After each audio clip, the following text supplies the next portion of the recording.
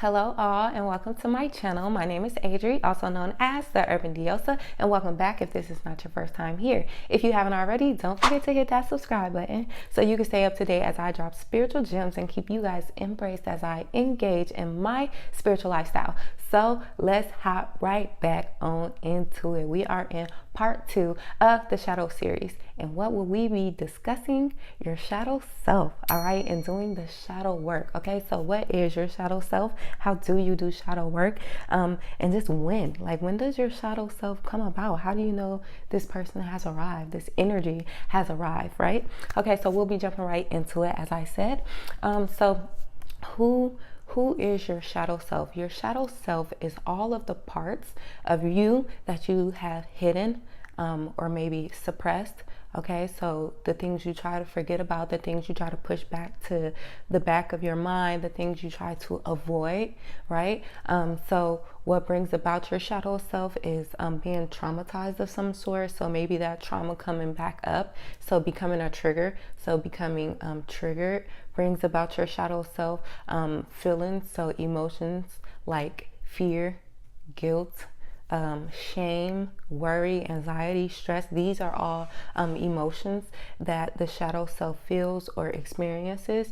And again, it's just that side of you. Your shadow self is that side of you that you don't want to show up as, you don't like to show up as, or that energy that you don't like to sit in or live in or give out, right? Your shadow self is those repressed memories or traumas from your childhood, whether that be familial problems or problems with your relationships like keeping a friend or trusting your lover. But your shadow side is, again, it's those feelings of anxiety, and it brings about a sense of depression. Like it sucks you, it drains your energy, right? And it leaves you in a state of confusion because you don't understand. Like, you can be doing all of the work, you can be meditating, you can be listening to sound healing music, carrying your crystals, wearing your crystals, but it's just like, my manifestations aren't coming to fruition, or my goals are not being accomplished. And it's like I'm putting in all this work and doing all of this healing, but you have to address your shadow self when you are doing this work, when you are doing this healing, so that any times those feelings, a feeling of shame or feeling less than comes up, it doesn't alter your energy or lower your vibration. So that, you know what I'm saying, when your vibrations are lower, then you're kind of closed in, the chakras are closed, they're blocked, so you're not open to receiving that good karma, right? So to ignore your shadow self is to ignore why you feel the way you feel when it comes to these feelings of maybe even regret or remorse or just grief, right? But you have to understand why you're feeling like this to understand your shadow self, right? So the first step in shadow work or shadow healing or acknowledging your shadow self is acknowledgement. I just said it. But literally finding out who this being is, what this energy is that is within you, and why this energy feels the way it makes you feel, the way you feel, why these triggers trigger you the way they do, or why does certain conflicts overwhelm you or overcome you the way you do. Why is it a little harder for you to overcome obstacles at certain times in your life, or or sometimes you just feel just low on energy, or you don't have an appetite, or your favorite things aren't pleasing you anymore, and you're just trying to figure out why, because maybe everything else in life is going right. But again, it's understanding, acknowledging first, but also understanding your shadow self.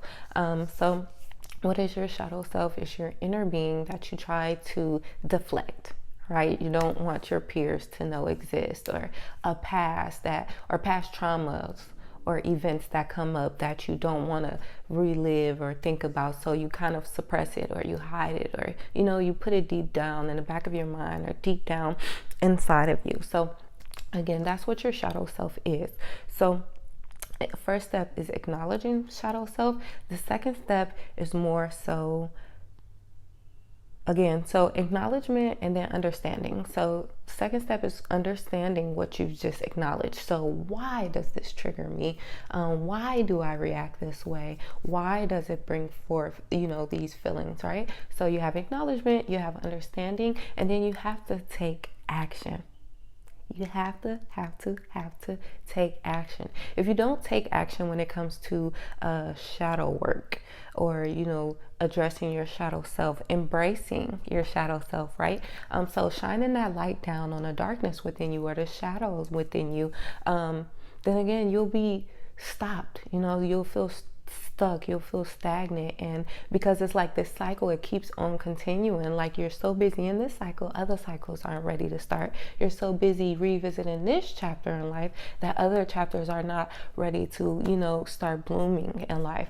So you have to first acknowledge, secondly address them, and first, acknowledge them. Secondly, understand them. And third, take action by addressing them. So how can you do this? So one of the first ways that I engaged with shadow work, didn't even know what I was doing. So engage with my shadow self was one of my first awakenings, where I just knew it was something inner.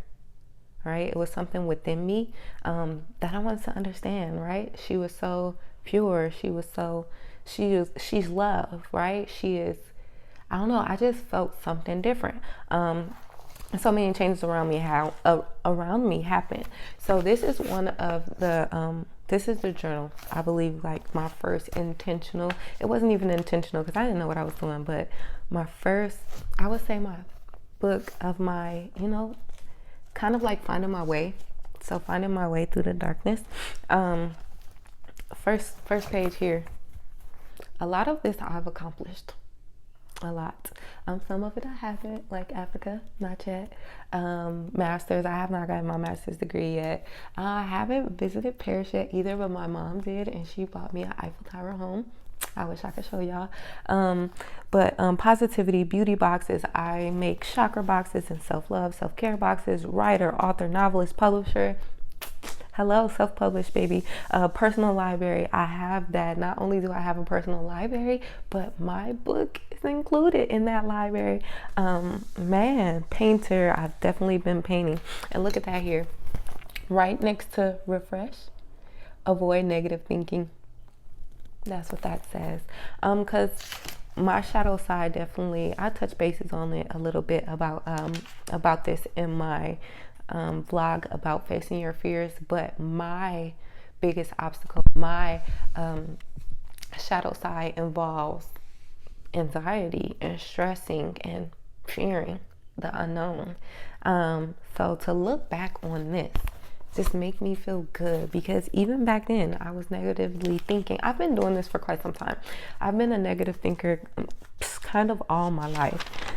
Inspire, another word here. That's what I'm doing on this vlog, in real life, baby, out on the streets. Okay. But positivity, finding your inner goddess. That's one of the most important details of this is a vision board, FYI, if y'all didn't know. A little tiny one.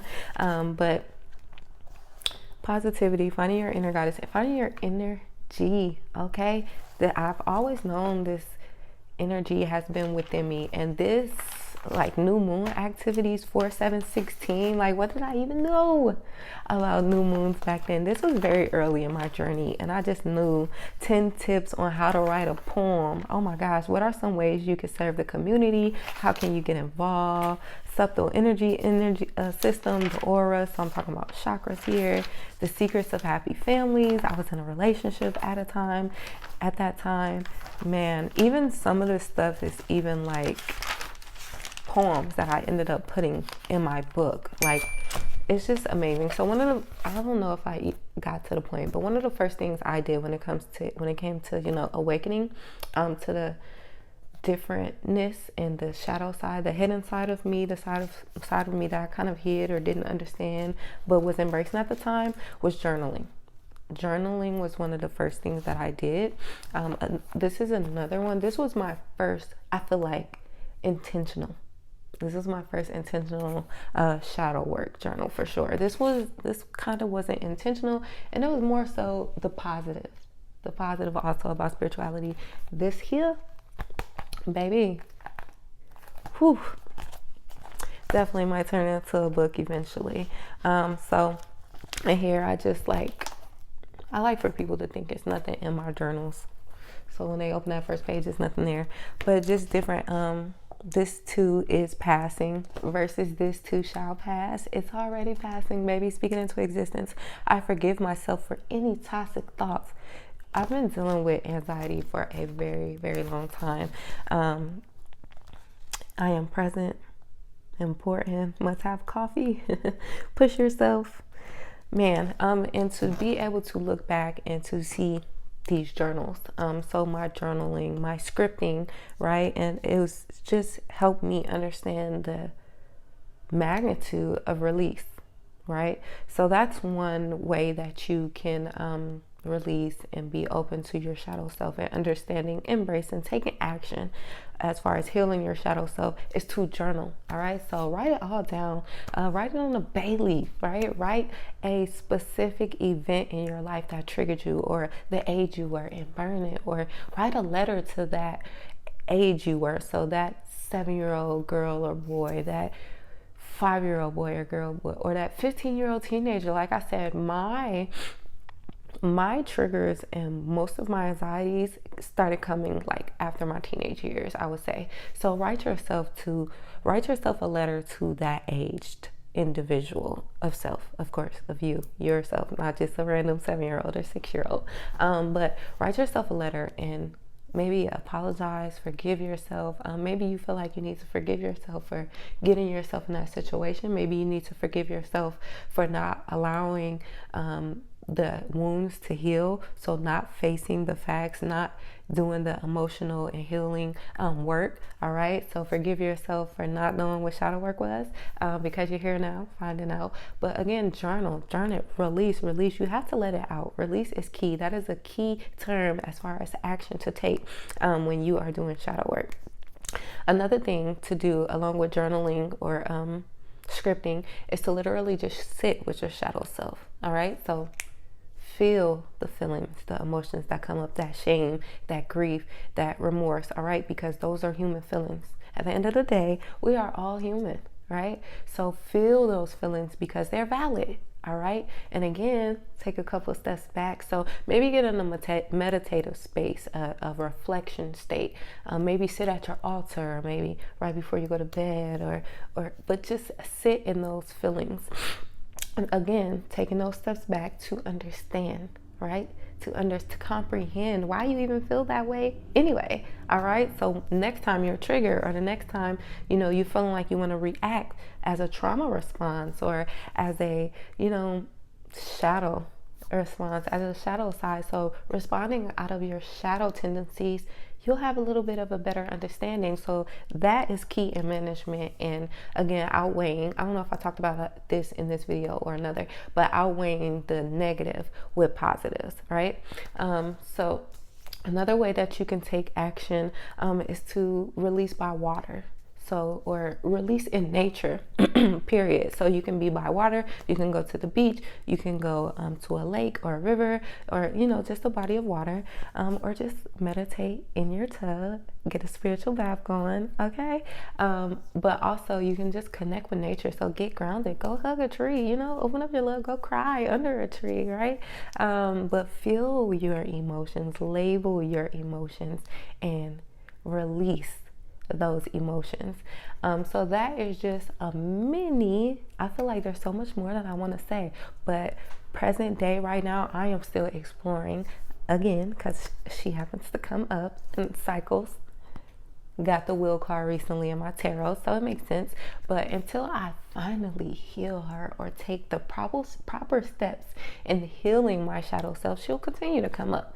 So and as she does, or as I experience, the shadow side of life, I'll definitely keep you guys updated, okay?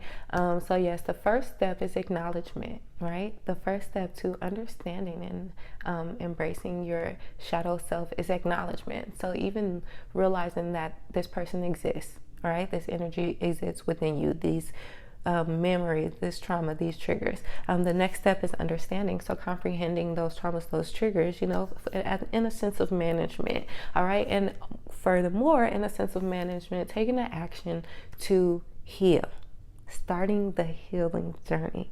Right? Because if you do not do the shadow work, all of the light and the love that you feel like you're walking in, if you feel like you're falsely walking in this light and love for whatever reason, like I said, my anxiety and depression was the trigger for me. People just kept bringing it up, and it's like, I'm not hurt no more. Like, I don't got depression no more. I don't get depressed no more. Yes, baby, do and did. All right, so here I am right now, addressing it, you know, trying to understand it. But yes, I'll definitely speak more about it as I continue the shadow series. So leave your comments, leave your questions, leave your feedback. Yes, I'll be back for more. Until next time, shadow, light, and love. Happy healing from the Urban Diosa. Don't forget to hit that subscribe button if I didn't say it already.